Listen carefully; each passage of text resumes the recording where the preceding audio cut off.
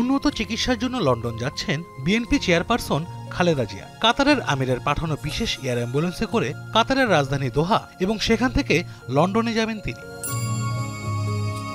কাতার রাজপরিবারের এই অ্যাম্বুলেন্সটি মূলত দ্রুতগামী এয়ারবাস A319 মডেলের বিমান, যাকে ভাসমান হাসপাতালও বলা যেতে পারে।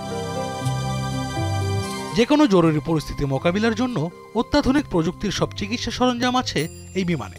রয়েছে ভেন্টিলেটর, ডিফিব্রিলেটর, ইনফিউশন পাম্প এবং অন্যান্য জরুরি ওষুধ।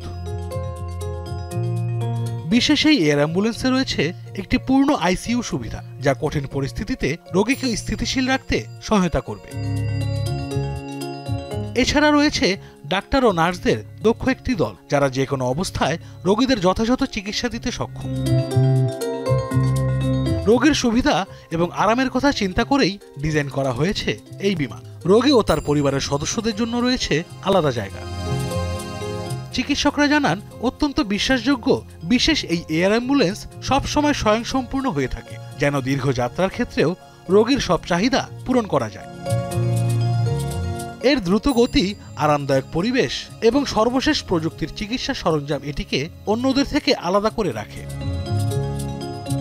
বিশেষ এই অ্যাম্বুলেন্সে খালেদা জিয়ার সাথে কাতারের 4 চিকিৎসক ও প্যারামেডিক্সরা থাকবেন। এছাড়া ঢাকা থেকে খালেদা জিয়ার মেডিকেল বোর্ডের 6 সদস্য এই বিমানে যাবেন।